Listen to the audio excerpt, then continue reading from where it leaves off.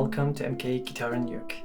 Today we'll take a look at a fingerstyle arrangement of Edelweiss from Sound of Music. You'll find timestamps in the video to quickly jump to a section, as well as on-screen infographics to help you with additional tips. At the end, I'll give you a slow playthrough, and if you want to hear what this is supposed to sound like, check out the performance video in the video description or the card above. In this lesson, I'll use terminology relative to fingerstyle, such as block chords, free stroke, position shifts, legato, and more. All these terms are explained in my Ukulele Fingerstyle Basics course, which is a course aimed at teaching adults the principles of fingerstyle on the ukulele. Honestly, the value is too good to be true when you consider what's packed inside. If you're interested, check out the link in the video description. Without any further delays, let's get started.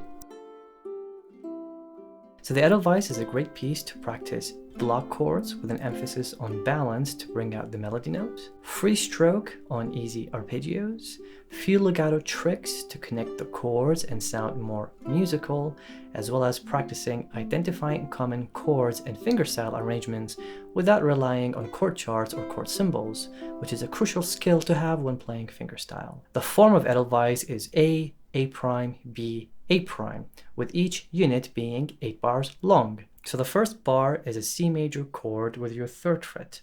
Usually I teach to play the 3rd fret with your 4th finger. Most people play it with your 3rd finger, but in this case you actually have to play it with your 2nd finger, because if you look ahead you'll see that you need to play a G chord with your 4th finger on the 5th fret, 2nd finger on the 3rd fret, and 1st finger on the 2nd fret. Since you're playing the 3rd fret anyways in that chord, it doesn't make sense in bar 1 to play it with a different finger, since you can literally just play this, plant the chord, and now you're in bar 2. So bar 1, block chord, string, 4, 3, 2. The melody note is on the 2nd string, so when we play this, we have to make sure we're able to hear the melody note. Most people would amplify their thumb because it's the strongest and completely forget the middle finger. This happens even more when you're using your ring finger, since it's the weakest finger in our hand. We'll get to that in bar 2.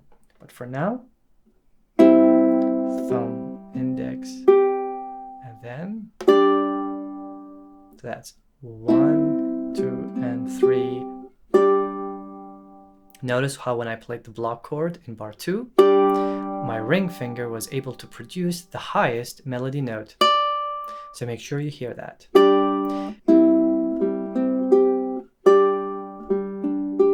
Notice how I already have the fingers, so I don't need to worry about moving my left hand fingers. Now to play the C chord in bar 3, I move my 4th finger down to the 3rd fret in a position shift, same direction, backwards. Block chord. F chord. 1st finger, 4th finger, because I'm using my 2nd finger to hold the bass note. Don't use your 3rd finger because that's really awkward. You'll feel it being awkward here.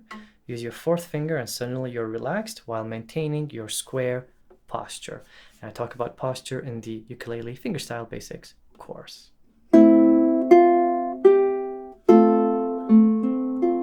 Since this is the end of the phrase, I can roll the chord.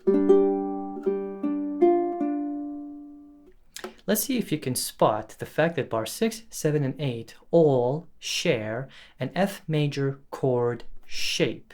In bar 6, that's an F major chord. Bar 7 is literally an F major chord.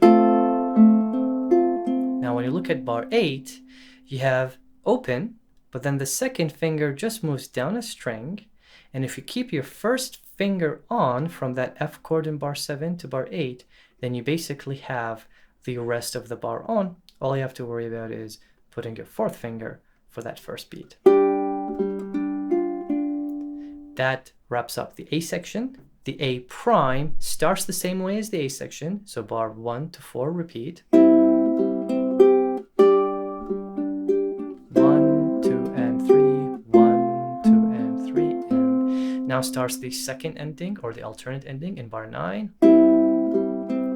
4th finger. You can roll that chord if you want, because it's tense and it's going to resolve in that.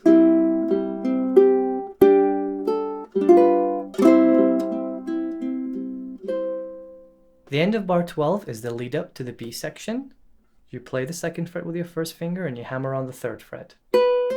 It's a little bit difficult, but now you're going to have to sort of jump to that G major chord. If you're not comfortable with that switch, what you could do is you could play the second fret with your second finger, hammer on with your fourth finger, and position shift. This makes it slightly easier because you have that common finger being your fourth finger. Either way, it's fine, and I believe that in either way, you're going to have the challenge of planting that chord. G7, fourth finger,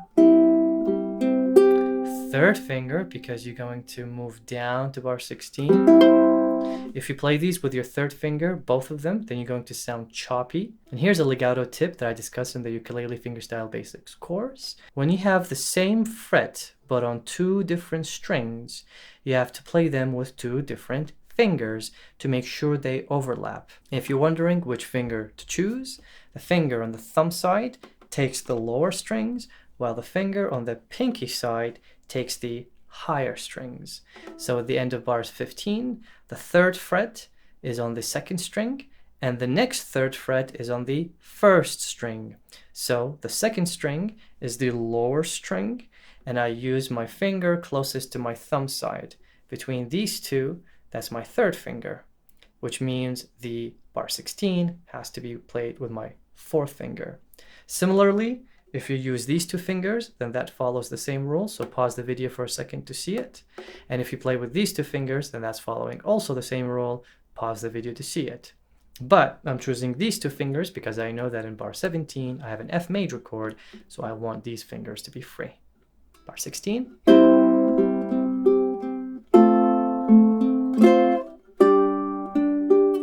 Third finger. Right, notice how I held my fourth finger as long as I can. Now, I'm not going to play the G major chord the common way. I'm going to be playing it with a bar because I'm scanning ahead and I'm seeing that I need the second fret, third fret, and I need my third finger on the fourth fret. So if I use it here, then I am stuck. An alternative way is to play the G major chord the way you're used to it, and then tuck in your fourth finger to play. If that's easier for you, I believe both options have difficulties, but it's nice to know both of them and pick on one, rather than just to see a chord symbol and follow the fingerings without really thinking about it. Bar.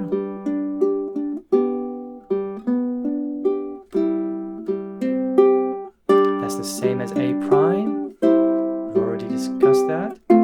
That's the beauty of understanding your form. You have to practice it less.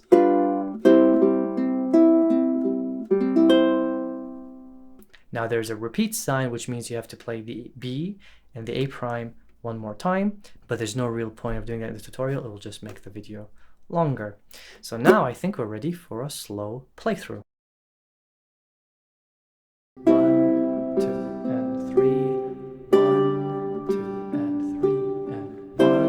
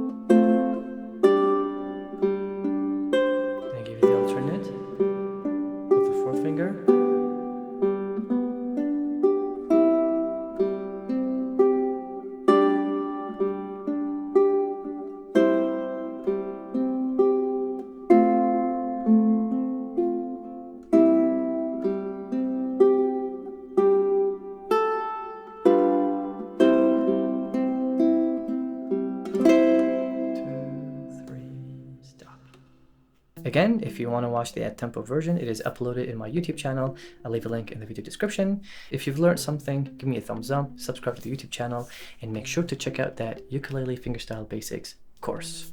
See you soon.